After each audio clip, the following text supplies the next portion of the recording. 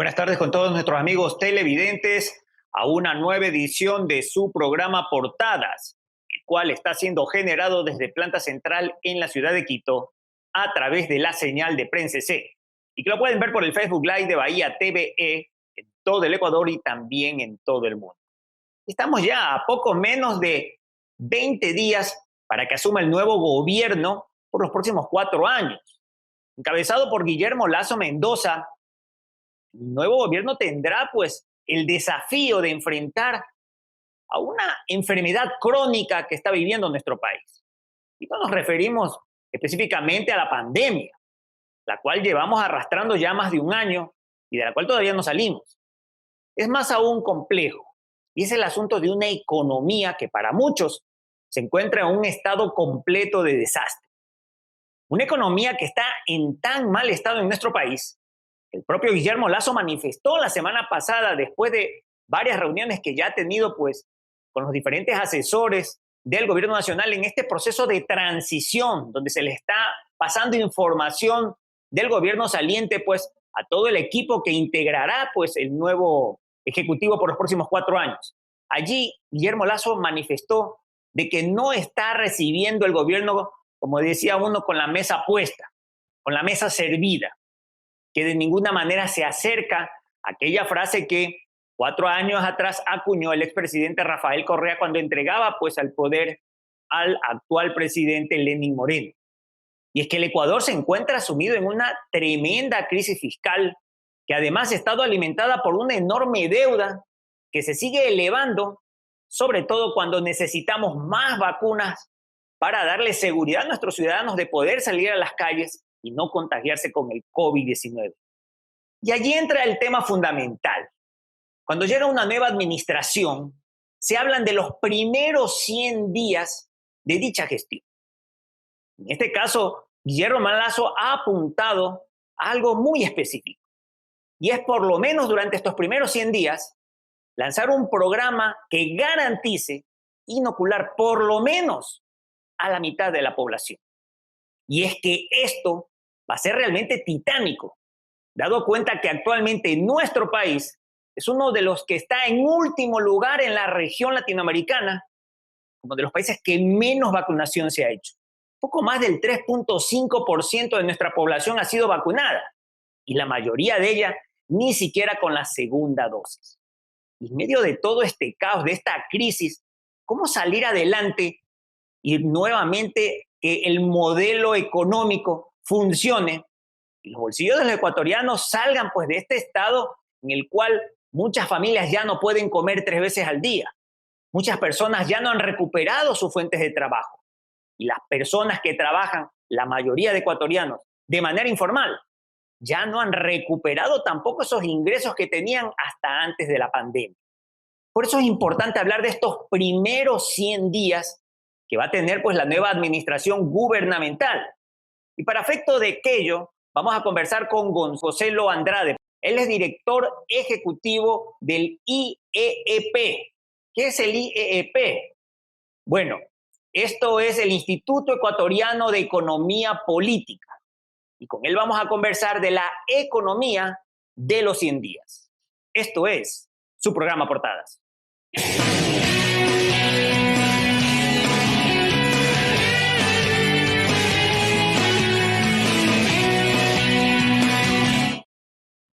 Buenas tardes, Gonzalo. Bienvenido a Portadas. Muchísimas gracias por la invitación. La verdad me siento muy a gusto, Pedro, de haber escuchado ese resumen interesantísimo de lo que está sucediendo en el Ecuador. Y la verdad, pues, esto a reflexionar junto a tus televidentes, a las personas que te están viendo, sobre los próximos movimientos que va a hacerse dentro del gobierno. Y Gonzalo, y antes de hablar de este muy importante, este tema que vas a compartir con nosotros, esta propuesta que se está presentando o que estás presentando, pues, a través del Instituto Ecuatoriano de Economía Política, ¿cuál es el análisis que se puede hacer de lo que este gobierno le está dejando a la nueva administración? Antes de hablar de la nueva administración, hablemos de la actual. ¿Cómo le está entregando el gobierno, sobre todo el estado económico, que ese es el tema que te atañe? Bueno, yo te diría que podemos dividirlo en 3 partes, ¿no? Uno, lo que es la crisis sanitaria, que no se resolvió de la manera adecuada, ni siquiera a la par de lo que ha sucedido en otras economías vecinas. otro lo que es el tema económico propiamente, o sea, el tema en sí, el tema de reactivación económica, el tema de crecimiento económico, es decir, poner la economía en marcha, eso tampoco sucedió. Y luego lo otro que podrían ser las finanzas públicas, que en cierto modo fue un poco la tarea que se puso como objetivo el gobierno. Nuevamente un problema que adicionalmente no se resolvió de la manera adecuada. Ahora, esto último, el tema de las finanzas públicas en una situación deplorable y el tema de la economía en una situación no de funcionamiento adecuado, también son consecuencias del endeudamiento. Ahora, en el momento en que el precio del barril de petróleo se disparó, el crecimiento también del gasto público se triplicó con él. ¿Cuál es la diferencia entre el ingreso de divisas por concepto de barril de petróleo y el crecimiento del gasto público en términos de salario para las personas que trabajan en este? ¿Ya? Es que lo uno, el gasto permanente, el gasto en nómina, el gasto del sector público, es un gasto que se da a lo largo del tiempo y que se mantiene, por eso se llama gasto permanente. Sin embargo, el gasto permanente, o sea, la triplicada del tamaño del Estado, se dio beneficiada a través de un ingreso extraordinario, es decir, temporal, momentáneo. Cuando cesó el precio del barril de petróleo, que dio lugar al boom petrolero que tuvimos, el gasto permanente quedó desfinanciado. ¿Y qué sucedió? Que con un ingreso extraordinario se intentó financiar un gasto permanente. Cuando el ingreso extraordinario desapareció, el resultado es que al rato fuimos a los mercados internacionales a endeudar más al país. Ese modelo que dejó el gobierno de Rafael Correa y que se mantiene en cierta forma durante el gobierno de Lenín Moreno tiene que ser cambiado. Uno, en lo que se refiere a finanzas públicas. Las finanzas públicas tienen que ser sanamente equilibradas y para ello lo que se necesita en este momento es escoger en qué se gasta, mejorar la calidad del gasto y en suma hacer lo que un padre de familia hace cuando está pasando por aprietos económicos y va al supermercado. Decide en ese momento en qué va a gastar y en qué no va a gastar. Y lo que es suntuario, lo que está de más, se deja a un lado o permanece, digamos, en una especie de lista de espera. Ahora, al gobierno le toca o le tocaba sanear las finanzas públicas y aparte reactivar la economía. Bueno, llega la pandemia y termina de digamos así, bloquear o torpedear el problema que ya teníamos en ciernes. Resumiendo, al nuevo gobierno, al gobierno de Guillermo Lasso, les tocan tres cosas: sanear las finanzas públicas, reactivar la economía y ponerla a crecer. Segundo, mejorar el tema de la crisis sanitaria, pues vacunando a todos los ecuatorianos que puedan en el menor tiempo posible.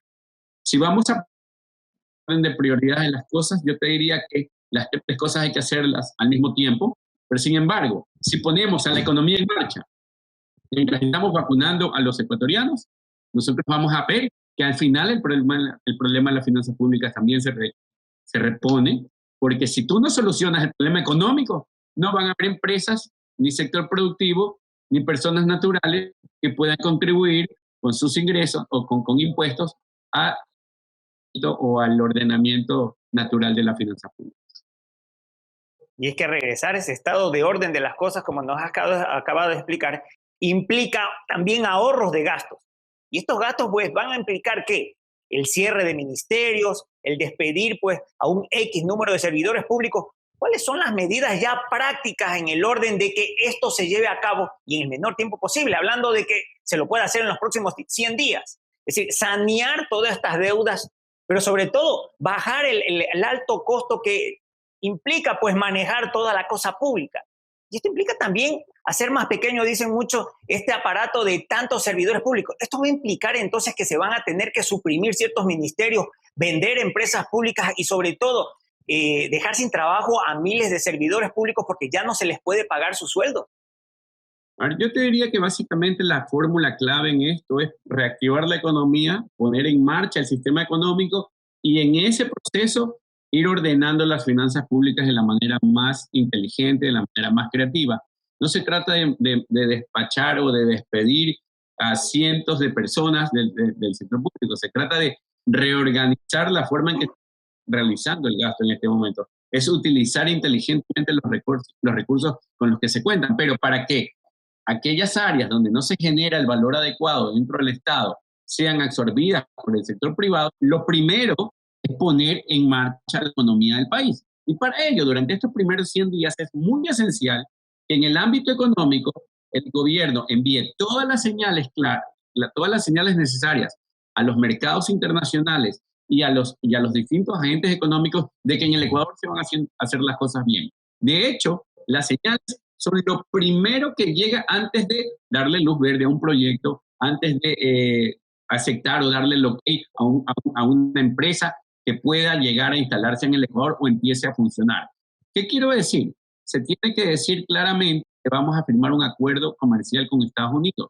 Se debe decir claramente, como se señaló en cierta forma con la visita del candidato o del presidente electo a Colombia, de que estamos buscando la firma con la Alianza del Pacífico, que es un bloque comercial de alto poder adquisitivo que nos permitirá a nosotros llevar nuestros productos a los mercados asiáticos y poner los productos que nosotros exportamos o que vendemos en otros mercados importantes con alto poder adquisitivo. Esas son las primeras señales, la señal de el Ecuador se va a insertar al mundo, ¿ya? Queremos tener relaciones comerciales con toda nación que lo desee. Que nosotros queremos exponer en diferentes mercados, en diferentes portafolios, los productos que ahora tenemos. Te lo voy a poner en términos de un centro comercial, ¿no? Los propietarios de un centro comercial o los que alquilan en un centro comercial suelen quejarse de que la gente pasa, camina y sin embargo no compra. ¿Por qué sucede esto? Porque no tienen dinero, porque el dinero que ganan en sus trabajos escasamente les alcanza para pagar el alquiler, para pagar la letra del vehículo, para pagar la comida, para pagar la educación de los chicos. Entonces, ¿qué es lo que se necesita en el Ecuador? Que haya gente con alto poder adquisitivo que tenga dinero para comprar los productos que nosotros producimos. Y en este caso, en los mercados internacionales, se encuentra ese capital, se encuentran esos recursos. Así que si nosotros logramos abrir más mercados en el exterior a través de acuerdos comerciales, vamos a poder obtener más divisas que van a nuevamente dinamizar la economía y con esto empieza a reactivarse el aparato productivo y también en línea paralela puede reabsorber a aquellas personas que dentro del sector público podrían quedar relegadas por a veces motivos, resultado de una mejora o de una sinergia o de algún tipo de función que puede existir entre uno u otro ministerio. Sin embargo, te digo, yo no creo que va a haber una especie de programa de ajuste, un programa de austeridad precisamente, sino va a haber un programa de crecimiento económico, un programa que tienda hacia la prosperidad, un programa que reactive la economía. Y en función de los resultados de una economía creciente, vamos a ver cómo no sentimos ningún golpe dentro de la economía ecuatoriana y muy por el contrario vamos a sentir lo que se siente cuando las tasas de crecimiento empiezan a ser positivas, cosa que no ha sucedido realmente o de manera importante no ha sucedido durante los últimos 4 años y que dejó de suceder a partir de que dejamos de tener un boom petrolero. Se puede hacer y se puede hacer mucho y es importante y son importantes estos primeros 100 días precisamente porque es en este momento en que el presidente electo acaba de ganar las elecciones, que cuenta con la legitimidad, que cuenta con el respaldo y que cuenta con el aval de la ciudadanía para hacer los cambios que el Ecuador necesita. Cambios, ojo, que van a disminuir el costo de vida, que van a hacer más barato el que tú puedas producir en el Ecuador. Cuando tenemos acuerdos comerciales, entre otras cosas, te recuerdo, logramos importar bienes de capital, herramientas o digámoslo así,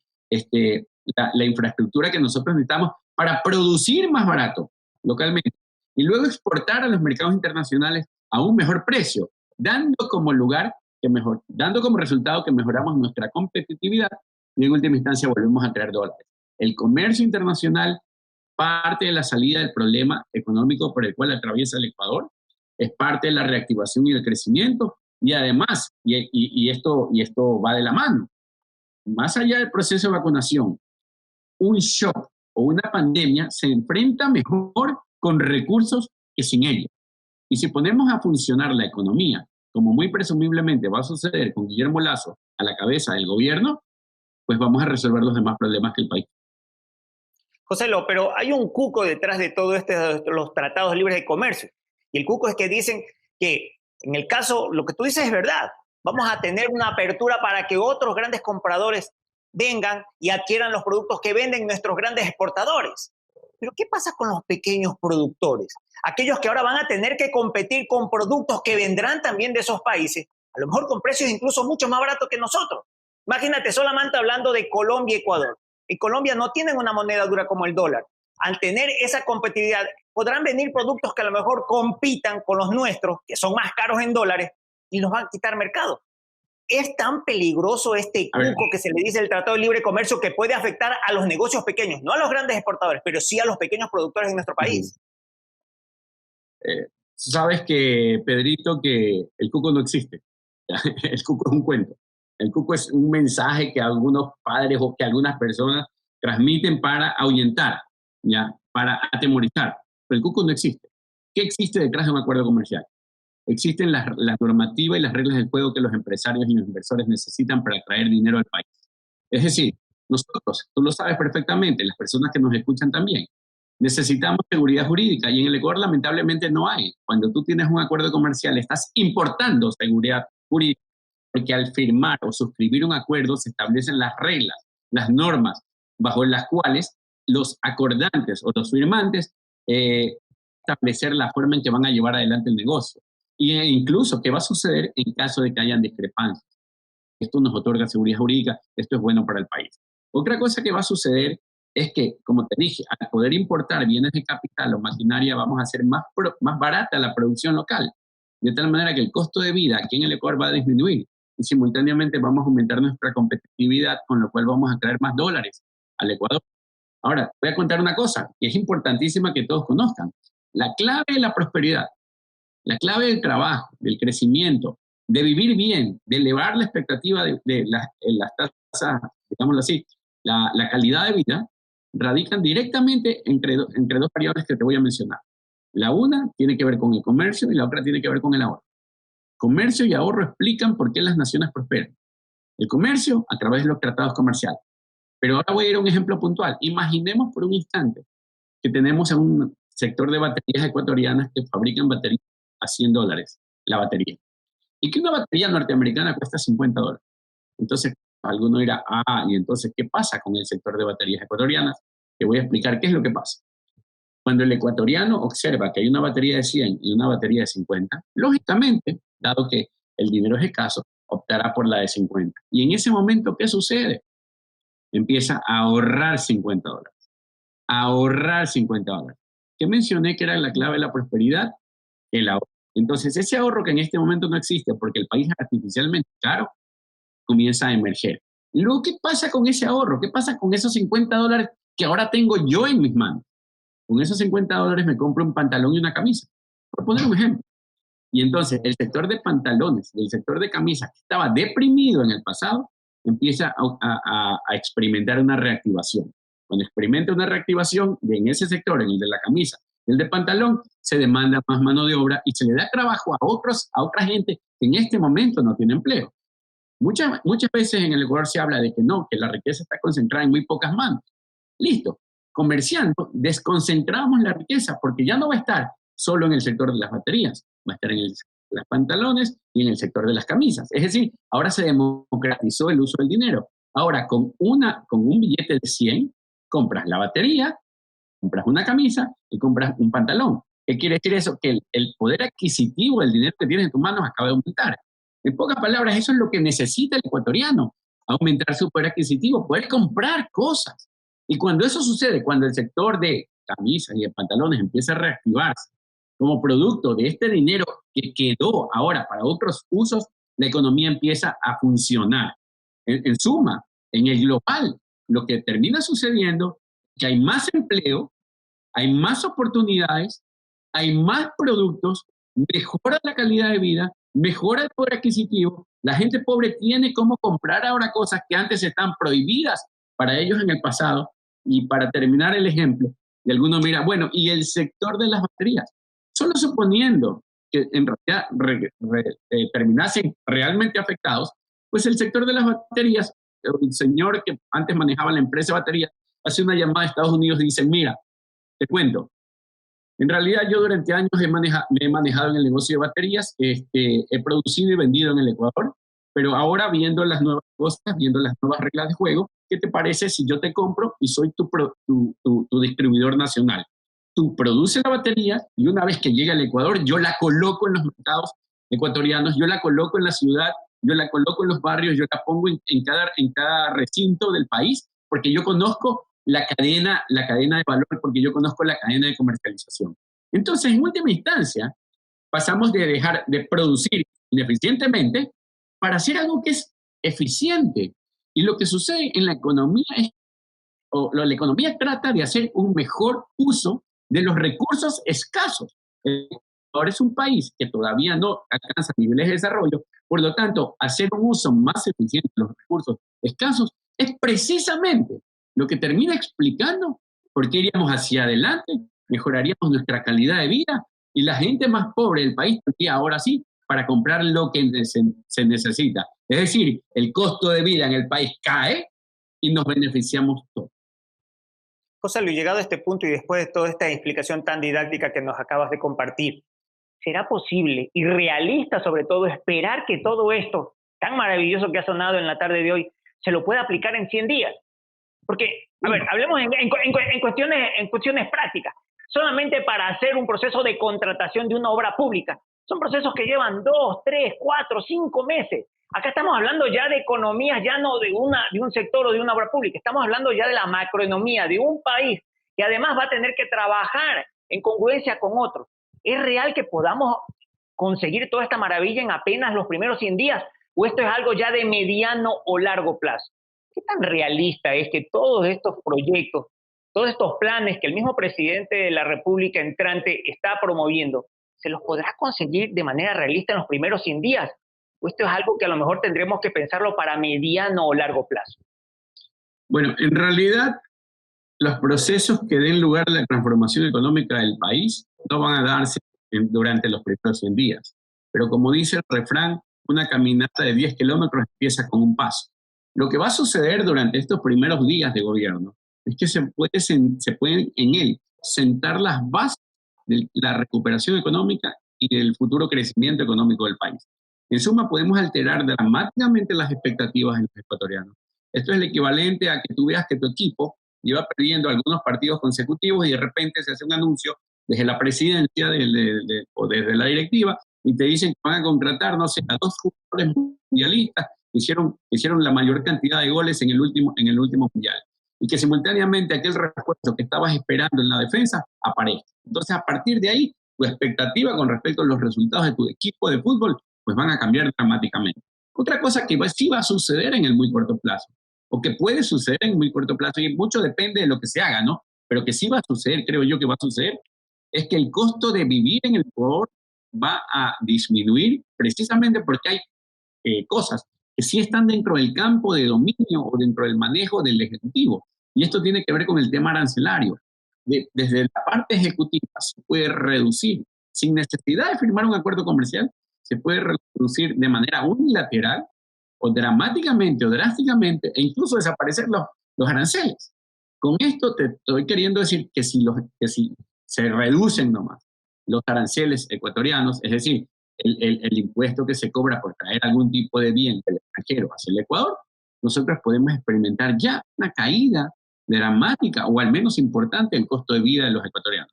Y cuando eso pasa, cuando el país deja de ser artificialmente caro, lo que sucede es que empieza a surgir esto que te dije de la capacidad de ahorrar. O sea, si antes yo con $1 compraba una cosa y ahora con ese mismo dólar compro 2, el segundo sector que ahora se reactiva es el que incorpora a más personas al aparato productivo, al sector laboral y empieza a dinamizar la economía en un sector antes no existente. Eso puede suceder y de manera inmediata. Basta con el anuncio y firma del Ejecutivo. Hay muchas cosas que están dentro del plano del Ejecutivo, suerte, ¿ya? Y muchas otras cosas que van a ser el resultado de las expectativas de lo que se generen a partir de lo que el presidente dice y de lo que empieza a hacer. Y por ahora las expectativas y lo que ha hecho el presidente electo y lo que está haciendo en este momento ese equipo y la existencia de un plan coherente y totalmente alejado del socialismo del siglo XXI nos da a nosotros para pensar que el Ecuador tiene salida y que al fin empieza la era de recuperación y de crecimiento para los ecuatorianos, para la economía de nuestro país y con ello oportunidades para las personas este momento no tienen empleo, y mayor seguridad para aquellos que tienen empleo y que saben que dadas las condiciones, siempre hay una especie de incertidumbre acerca de es lo que podría o no podría pasar con la empresa. José Luis, ya para terminar y muy brevemente, ¿qué tanto va a influenciar que vivimos todavía en una cultura impregnada por la corrupción, sobre todo en las instituciones estatales? ¿Será suficiente con que el presidente haga decretos o ciertas leyes para cambiar esto? Porque se habla de que una economía también se oxigena cuando se acaba la corrupción, porque los contratos van a ser, obviamente, se va a pagar el precio justo y no sobreprecio. ¿Realmente eso se podrá hacer también en el corto plazo o eso también va a ser un proceso largo para conseguir? Bueno, yo te diría que mucho abarca, poco aprieta, y parte del problema de la corrupción tiene que ver con que el Estado ecuatoriano hace de todo. Y cuando se hace de todo, no hay posibilidad de fiscalizar y todo queda como dicen, una especie de ambiente donde no hay lo que se llama rendición de cuentas adecuada o accountability, como le llaman en inglés. En suma, el Estado ecuatoriano tiene que dedicarse a hacer muy pocas e importantes cosas que tienen que ver con la salud, que tienen que ver con la educación, que tienen que ver con la seguridad. Pero no tiene que ser el lechero, el panadero, el lleva y trae, el que nos trae el correo, el que tiene una estación espacial o que anda lanzando mosquitos al espacio, que más luego, 10 minutos después, se estrellan en algún punto del espacio o del cielo con un mosquito. O sea, la corrupción estará ahí mientras el Estado esté metido en todo. Lamentablemente así es más fácil que se filtren estos malos elementos y es más fácil que no haya fiscalización. Pero yo creo que hacemos la tarea, hacemos las reformas pertinentes, incluso si nos deshacemos de algunas empresas que en este momento están generando un costo al mismo sector público y las vendemos o nos deshacemos de ella de manera adecuada, podemos disminuir los focos de corrupción. Porque si no, cierro. Imagínate que tuvieses un candidato que dice, mira, tú fijas y yo te entrego las eléctricas. Ah, ya, eléctricas están hacer el pago de una cuota política.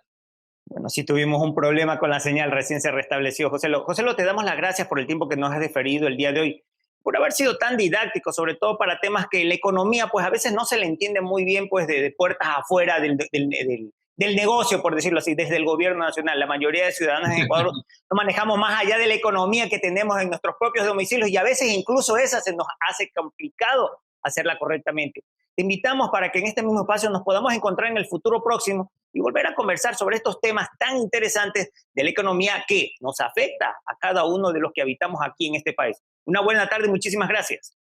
Muchísimas gracias, Pedro, y muy buenas tardes con tu ideal audiencia. Chao, chao. Cuídate. Muy amable.